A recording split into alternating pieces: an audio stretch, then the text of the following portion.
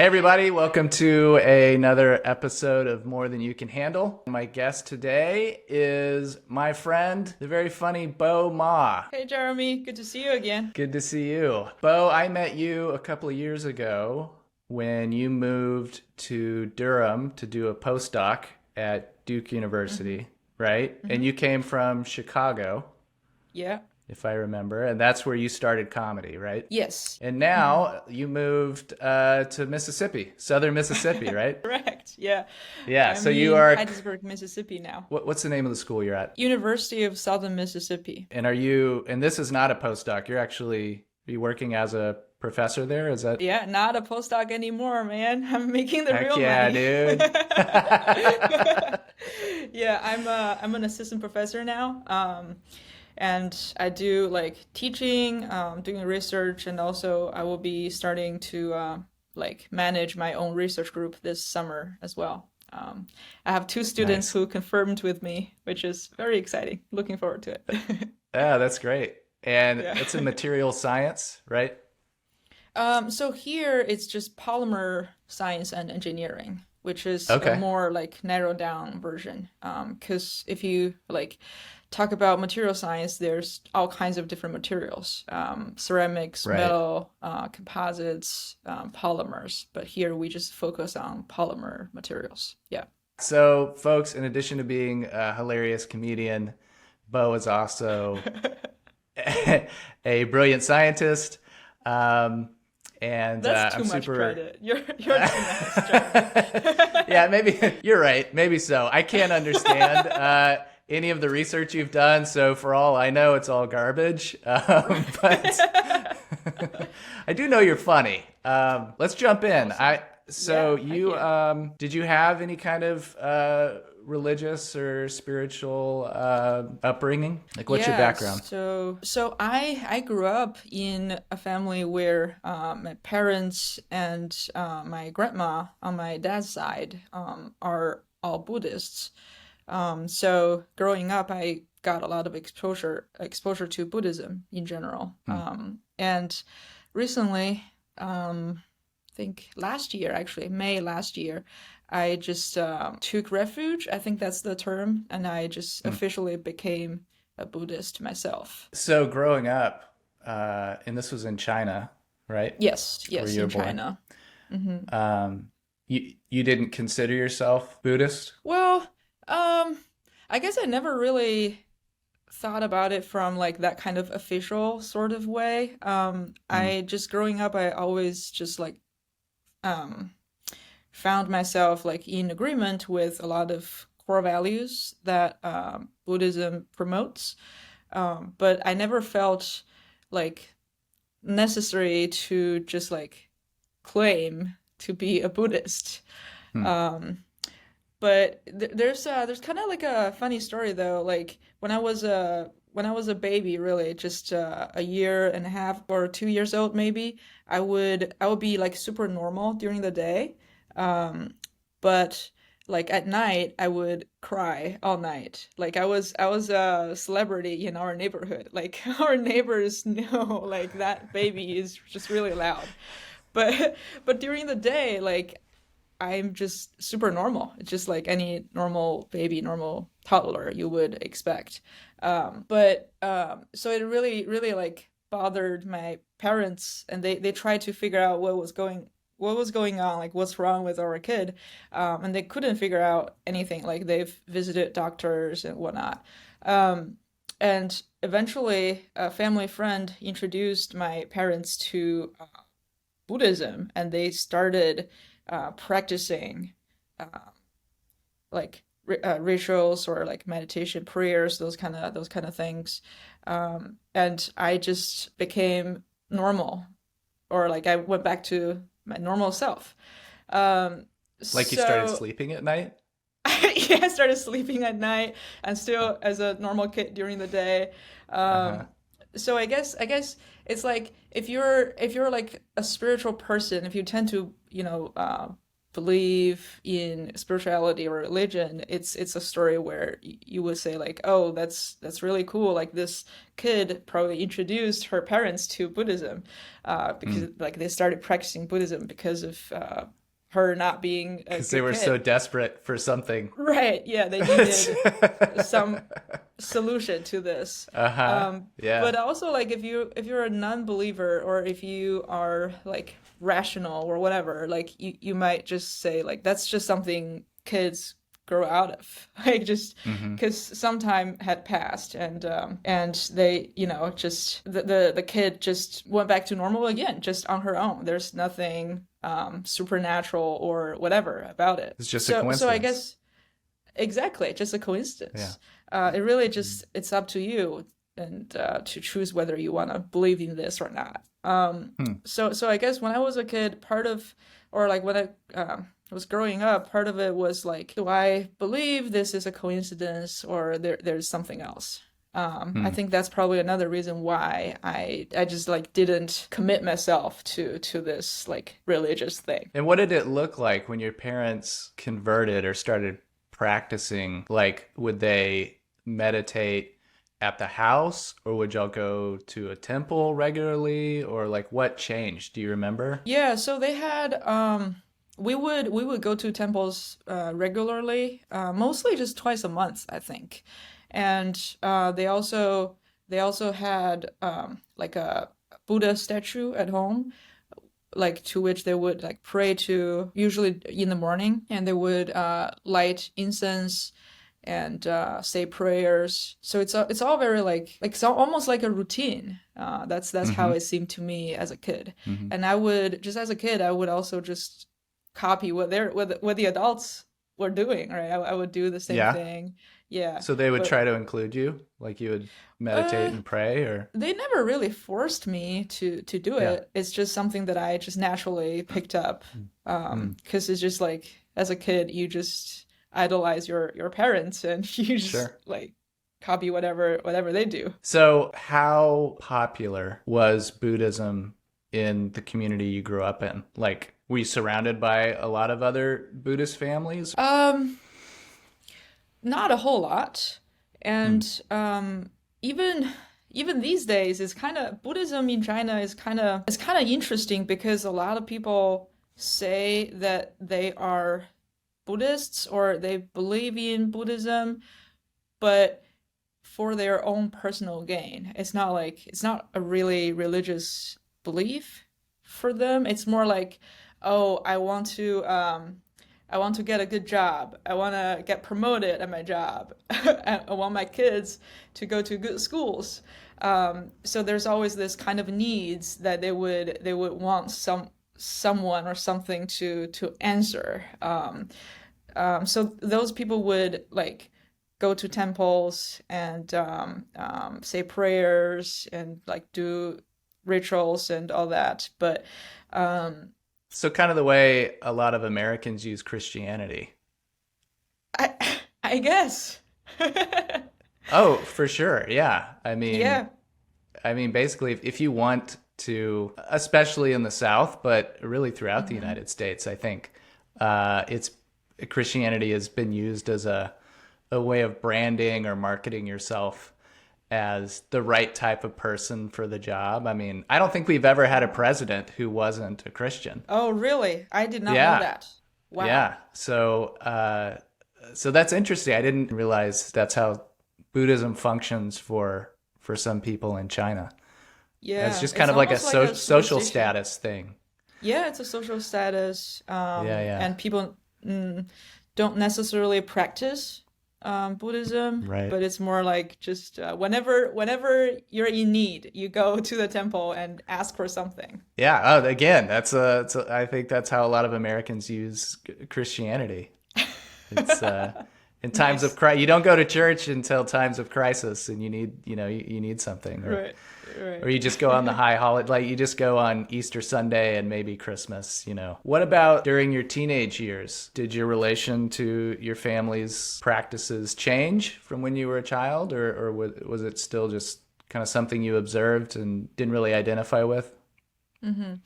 Um, I mean, I feel like. in my teenage years, I was just learning like all kinds of things, right? Like both like about Buddhism from my parents, my family, and some books I would read every once in a while.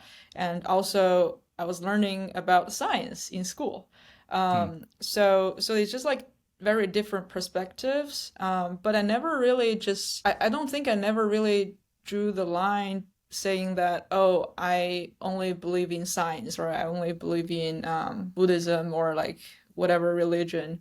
I think I've always just kept open to whatever ideas and just more about like embracing and learning new things, new perspective. So you didn't feel like the science that you were learning was in conflict with what you understood about Buddhism? Felt No, like, because I mean, like science changes, right? Like we're also like as scientists or just as a normal person, we're learning so many new things all the time. We went from like Newton's laws to like Einstein, right? Like our knowledge about how the universe or how the world works changes all the time. And yeah, I don't think like science and religion are in conflict with each other. yeah. It just depends on what you know and what you don't know. And a lot of times we don't know what we don't know yet. So that's why we gotta just remain open-minded. Stay humble. Yeah, stay humble, exactly. Yeah. So the school that you went to, was it like a public high school or a private high school? Um, yeah, it was a public high school. The I feel like the education system is a little bit different. The way it was set up, most of the schools are public schools in China. There are Hmm. very few private schools comparing to here in the US. How was religion taught or talked about in school, or was it at all? Oh, we don't know. We don't talk about religion at Yeah. all. Yeah, I think it's probably got something to do with how the government is set up as well. Because Hmm. like you said earlier, in the States, like all the presidents are Christian, and like in their speech, they always say God bless America at the end, right? Right. Right. Yeah, but in China, we just never really had that sort of thing. So schools don't really teach students about religion. Um, I mean, students do sometimes like talk to each other about religion though, because their family religious beliefs and whatnot, but it's never in the curriculum or not even um, in the like daily routine or anything. So then you came to the United States. Was it for college or graduate school? It was for graduate school, so I went to college Okay. in China as well. Okay. And you mentioned a couple of years ago you found yourself taking refuge in Yeah. Buddhism. What do you mean by that? So that is like a ceremony where you just like officially become a Buddhist. And I guess there's it's called taking refuge, or is that the yeah, word you gave it? It's called taking that. refuge. Yeah. Wow. What, do you know why? I actually don't know. And that's I feel like that's something I should look up and just figure out what's the origin of that term. Yeah, that's fascinating. Yeah. It's So, almost it sounds like this idea of like getting under this um Buddhism's umbrella and yeah, take refuge. I when you first said that you took refuge in Buddhism, I thought you were saying life got so crazy, the world was falling apart because this was 2 years ago. This was COVID was happening, and we were dealing with the insanity of Trump and all of that bullshit. And you were like, so I took refuge in Buddhism, but that's not what you Well, meant. that would have made sense. So why did you decide a couple of years ago to take refuge, and what did that look like? Yeah. Um, so I'm trying to think back actually. So, since I moved to North Carolina, um, I found myself with a little bit more free time because in grad school I was just like super busy with all kinds of things, mostly school, doing research and finishing up my dissertation, which brought a lot of pressure. But once I got that degree, I feel like I was kind of relieved to some extent. And even though like being a postdoc is not a permanent position, but it's still like a pretty nice position where I got to do what I really enjoyed.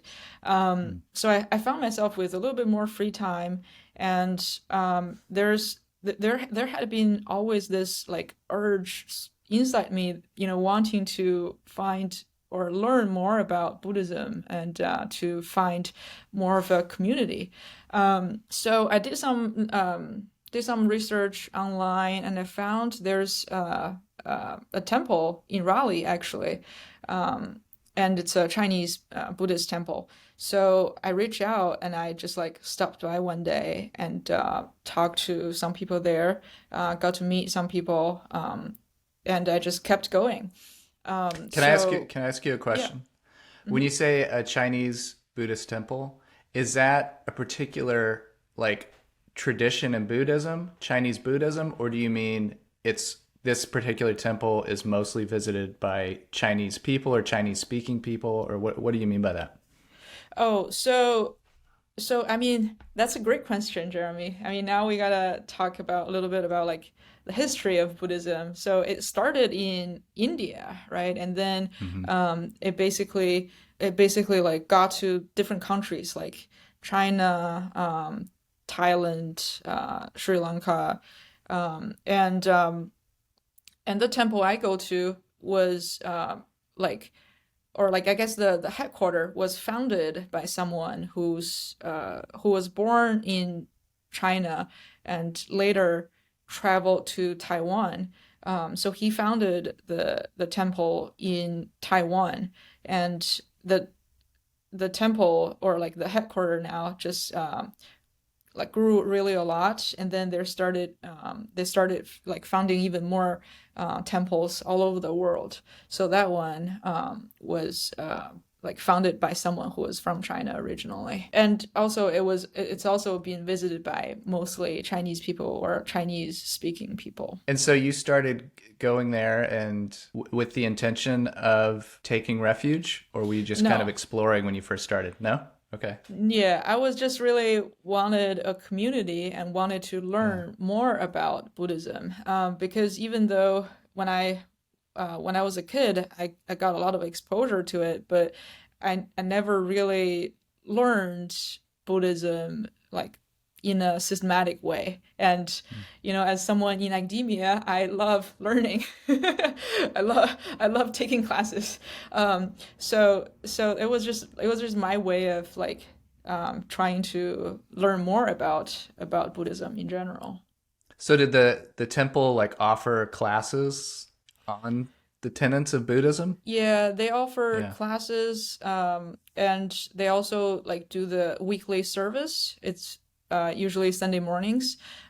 So I would, yeah, it's the same as like Christian churches, I guess. People, What's the go service there. like? It's like a group of people basically saying Hmm. prayers together, and chanting and Is there someone who like sometimes meditating leads? as well. Does someone lead the service? Yeah, there are Okay. usually two or three Buddhist nuns in Okay. that temple specifically. Some other temples, they also have they might also have monks. Are So the they yeah services are they open to anyone? yeah they're open to the public. Yeah. Yeah. I think before the pandemic, anyone can just show up, but now Hmm. because of the health concern, they ask you to like give them some notice ahead of time so they Yeah. know how many people are coming. Um, Right. yeah, hopefully in the near future it'll go back to pre-pandemic time again, where just purely open to the public. And so you start going to these classes and to services and you start to feel like I think I think I want to make this official. I want to put a label on it. I want to Yeah, this I relationship's getting serious. I was I wasn't really thinking that much, to be honest, because even when even when I would like regularly go to the services and also like sometimes attend the classes, um, I still didn't really want to put a label on it, because Hmm. I feel like I've already been practicing Buddhism. So is it really necessary to put a label on it? Um, and it was more like just like a thing that I did with my friends, or like when you were a teenager, you know you got peer pressured into something. Um, I mean, again, it was not uh like really peer pressured, but like I just feel like okay, let's just do it. But still, like part of me, I feel like still felt it's not really necessary. Okay. Yeah. And so what was that like? Can you tell me what the so it was like a type of service or ritual to Mm-hmm. make it official that you're seeking refuge? And Mm-hmm. was it just you, or were there a group of you that were doing it at the same time? Like, how did it work? Yeah, there were a group of us who Okay. did it at the same time. I mean, there was a story there too, because I was gonna um so like the idea of taking refuge, there are sort of, I guess I could say it, describe it as like having two levels. There's like taking refuge to the triple gem, which we can go into details later, and there's also five precepts. So that year when I did it, I think it was 2022. When I did it, um, I was gonna do both. Just I was just, yeah, let's take it to the next level. Um, but to do both, I had to be in person. I had to be like physically in a temple to do it. And since the service was only offered that one time that year because of the pandemic again, and it really didn't line up quite well with my travel plan. I was also going to a conference in Hawaii back in Hmm. May 2022. So the plan was for me to go to the temple in Honolulu to do the ceremony, but my flight got canceled that day. So again, coincidence or not, who knows? Um, so I got trapped in a hotel in DC. So I was only able to do the online taking refuge thing with other people, which only just was limited to the first level, the triple gem. So I didn't take it to even another level. So now I'm curious, what is it? What is the distinction between the levels? What? Yeah, let's get into it. So basically, the triple gem of Buddhism, three things. It's the Buddha, the Dharma, and the Sangha. So the Buddha is, you know, the Buddha, the enlightened one, the awakened one. And the Dharma is basically like the collection of Buddhist teachings. And Sangha is like the community or like the teachers Hmm. of the Buddhist teachings. So in real world setting, it's like the monks, the nuns who practice Buddhism, who like teach all the Buddhist teachings to other people. So that's like the very basic one. Like if you wanna like label yourself as a Buddhist, you have to like take refuge to the triple gem. The five precepts is like a different level where like if you commit to that, you are also committing to practicing or following those rules. So the five precepts are the first one is to refrain from killing, and the second one is to refrain from um, stealing, and third one is to refrain from sexual misconduct, and fourth one is to refrain from lying, and the fifth one is to refrain from consuming intoxicants. So there are like the five precepts. Okay. But really, the fundamental or the underlying idea of these five precepts is to protect ourselves and also protect other people. Because if you think about all these five things, right? Like killing by killing like another person, we're committing a crime and we're hurting another human being. And by stealing, we are also, it's a crime, and also we're like hurting other people's property. And sexual misconduct, we're like hurting other people and a relationship or relationships. And lying, again, same thing. And also like consuming intoxicants.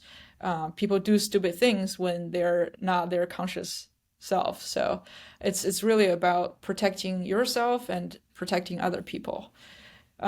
So yeah, so if you like also take refuge to or like commit to following the five rules, so it's like a little bit higher level than just the triple gem. And are you still triple gem, or have you Yeah, committed? I'm still at the triple gem level. Okay, so you could murder me without feeling any. You could steal.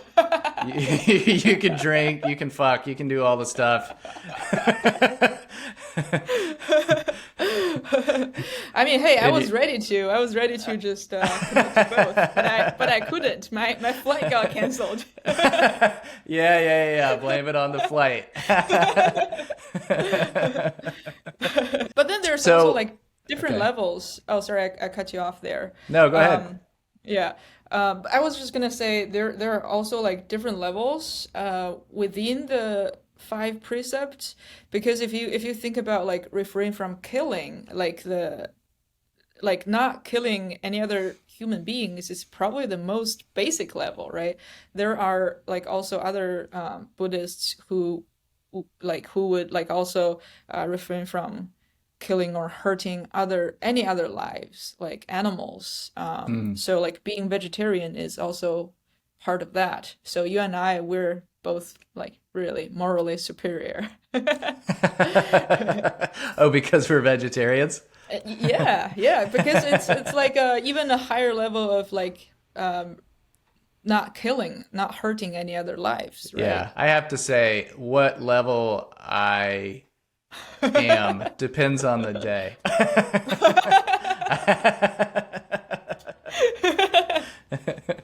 Yeah, like Yeah. how much of a Buddhist are you feeling today? Yeah, sometimes I'm just a three gyms vegetarian. I'm not a full on five precept vegetarian. Right.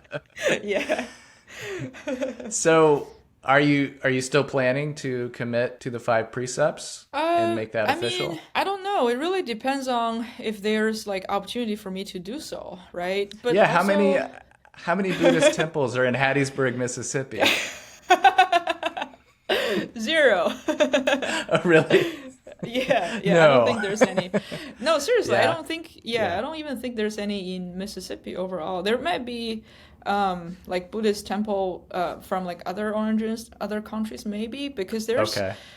quite an Asian community down here. Okay. Yeah, a lot of people are originally from Vietnam, or just Vietnamese descent. Okay. Because of the war back in the day. But again, I don't think it's like super necessary. I feel like even though I didn't say like, oh, I'm committed to following these rules, but I'm already like really living it. So, Yeah. Like, what is your, if you don't mind sharing, like, what does your kind of daily practice look like as a Buddhist? Like, are there certain rituals that you do every day or every week or? yeah, I would actually do like a little ritual whenever I have time. So it usually happens for on average 4 days a week. I would light incense and say some prayers, just do a little bit of morning ritual, I guess. Hmm. But when I said like practicing though, I feel like it was more about using the Buddhist teachings as Hmm. like a philosophy Mm-hmm.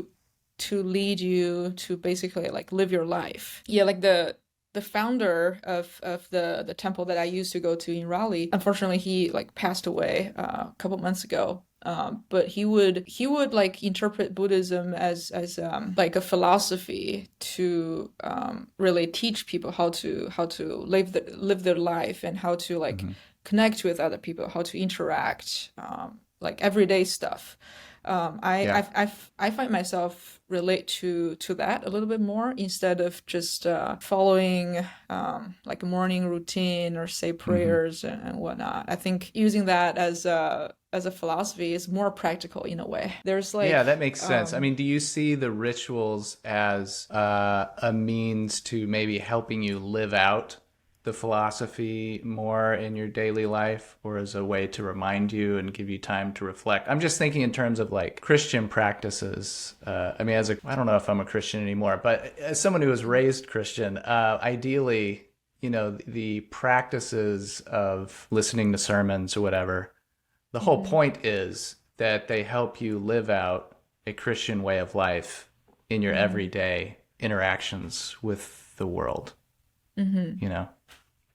Yeah, It's I the same. think I think that's a great idea. It's also a good point. It's really more like a reminder for myself to like take on whatever the world throws at me, or like to embrace whatever I'm gonna experience that day. Yeah. Um, yeah, but what I really like about like some of the Buddhist teachings though is like it's really relatable in everyday life. For example, like there's like the three acts of goodness. First one is do good deeds, um, and speak good words, and think good thoughts. Um, so it's just like something super easy to execute, really. And very Like practical. very practical. Yeah, Hmm. exactly. Like you Yeah. can have some positive thoughts for yourself and for everybody else, and say nice things about people. Like if you notice someone is having a bad day, you can encourage them by saying some nice things about them, and also just do some good deeds. It's just being a good citizen, right? Being a decent person, really. I feel like that's a very basic thing to do. But Hmm. also by doing that, we create this nice environment, this nice community for everybody else. So, how do you see your Buddhist practice philosophy relating to your life as a comedian? Do you think That's about that? yeah.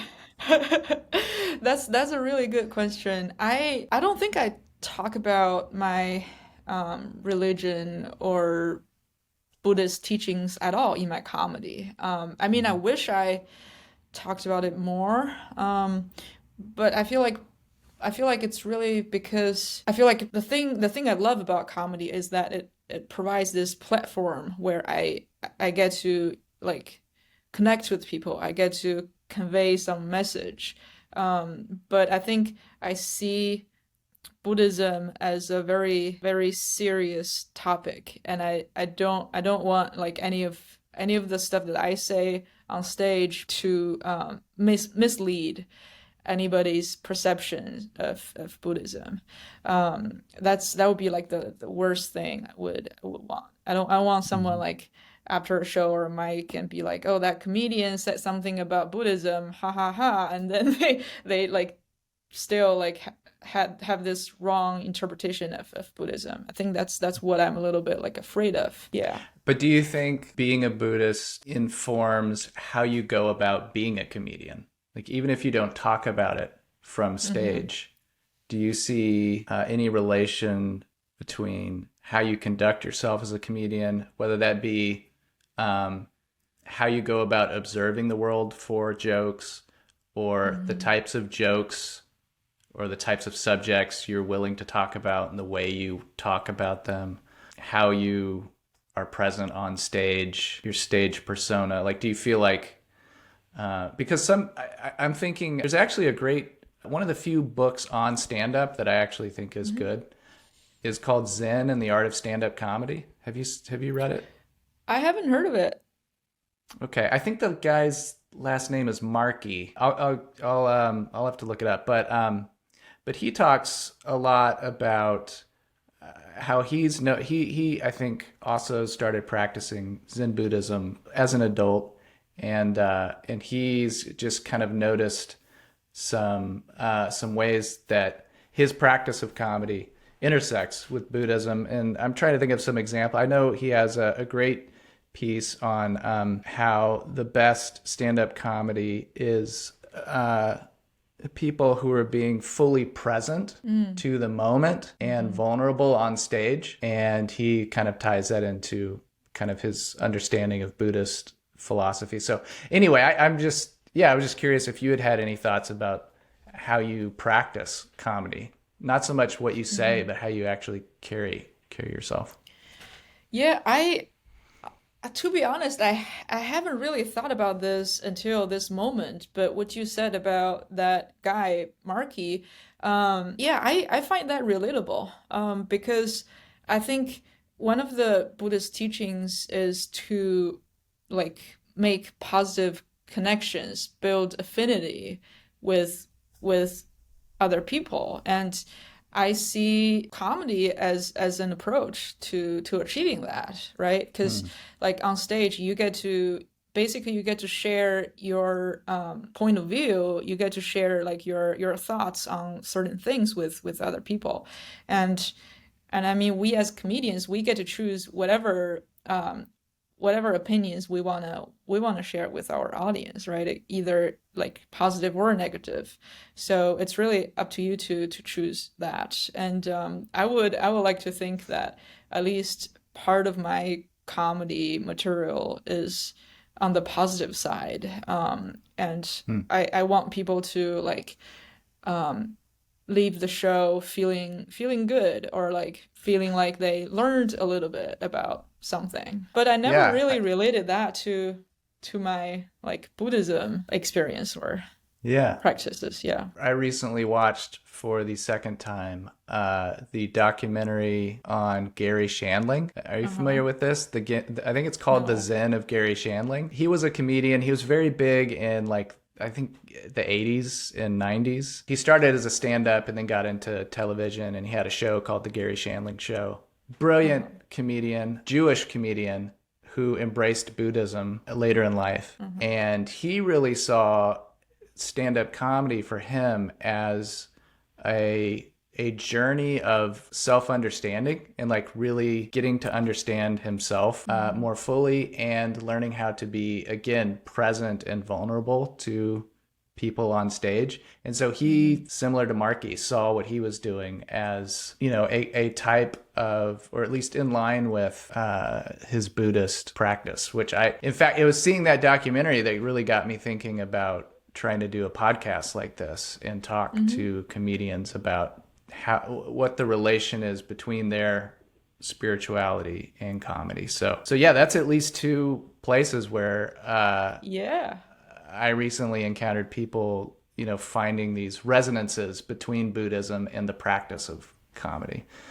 That's awesome. I gotta look them both up. That's so cool. Yeah, you should definitely check it out. So what is your process, your comedy process like? How do you go about writing? Are you like a Practicing sit comedy. down and Yeah. yeah, are you like a sit down every day and try and write out jokes, or are you just kind of thinking about it throughout the day and then just trying stuff out on stage, or what's your process? I would mostly, I do a lot of like observational comedy, so it's more about like letting things happen to me, and then I'll think about it and see if there's like anything funny that I can make out of this experience.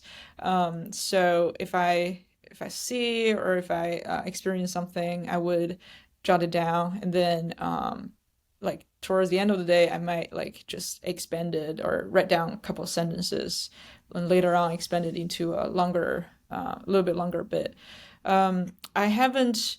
I've tried to like make it more of a regular practice, just to sit down and write things, but I don't find that super helpful for me. Yeah, you mentioned being an observational comic who kind of just lets things happen and then kind of meditates on them, interprets them, and translates them into bits. And I'm wondering, I mean, that requires like paying attention Yeah. to what's happening and Being present.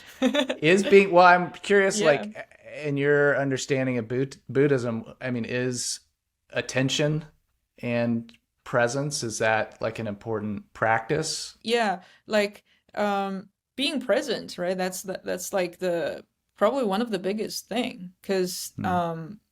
because like the past is already in the past. We can't change anything, and the future hasn't happened yet. So there's also no need to worry about it.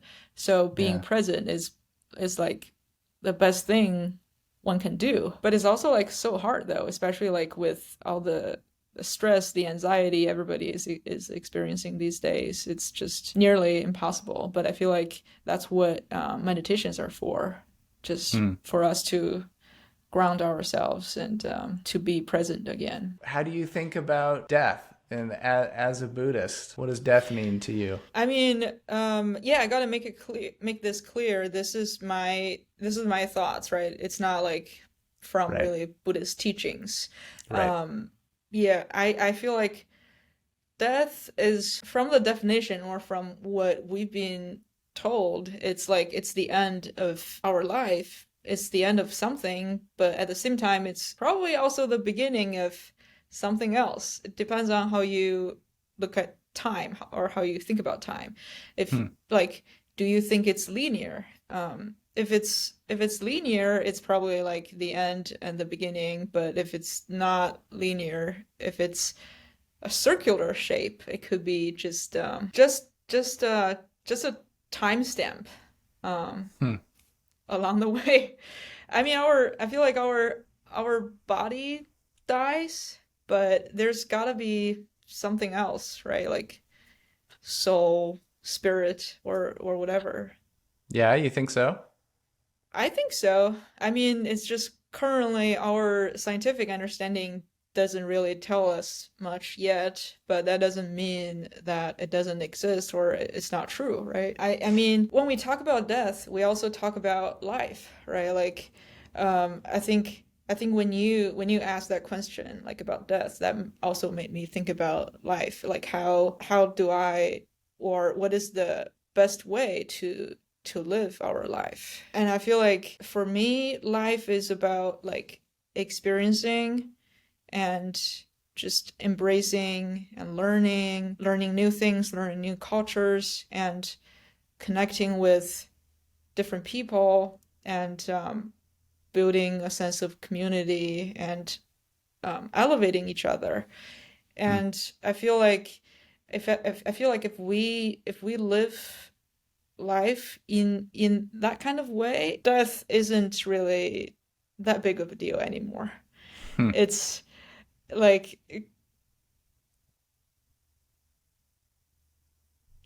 yeah, I don't know. I love it. Because some things would carry on, right? Even after our physical body dies or stops functioning. There's Like what? still like um like your impact on people. Hmm. Those are those like your influences. Hmm. Those things would carry on. Hmm. And So, what do you hope yeah. to leave behind as Boma's legacy or impact Oh my or God. memory when you Almost when you legs. when you die? Um, I mean, I wanna be like a good person, a cool person with, you know, good vibes and also like hopefully to have some positive impact on somebody else. Like if after I die, if someone, you know, has good memories about me, I think that's good enough. Hmm. Cause cause the only death for me is like there's no memory of me. Hmm.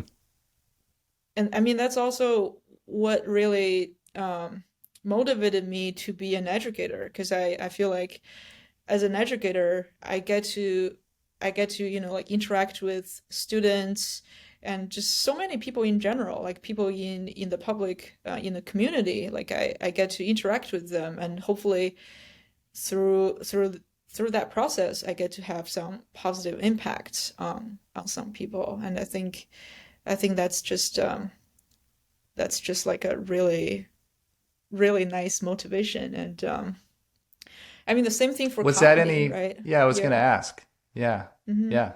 Is that Yeah, I think comedy is the same thing. Like it gives us this platform to reach so many people, and we get to talk to them about whatever messages we want them to get, and positive or negative. And it's up to us to choose what kind of messages we wanna convey, and how we wanna connect with people. well, what kind of message and impact do you hope to convey through your comedy? Positive ones, absolutely. Like Yeah. just being decent human beings, Mhm. and like being nice to each other, uplifting each other, and um, building a nice community for everybody. Yeah, I think that's also what drew us together, right? Because we share a lot of these values as well. Like I can Mm. also tell like you are just also a really nice human being. So Aw. that's I feel like That's I my had to say comedy this nicely. persona. It's nothing to do with how I really am. No, thank you, thank you. That's very nice. Thank you, Bo. Before we go, could you, if people want to find out more about Bo and your comedy and your life, how do they connect with you? My life. Yeah. I'm on Instagram. You can find me on Instagram by at bm_comedy. I'm also in the process of making a website for my research group. Hopefully it'll launch in the near future, and I believe you can just search Boranma USM, and you'll be able to find it. Thanks, Bo. It's great talking to you. Thank you, Jeremy.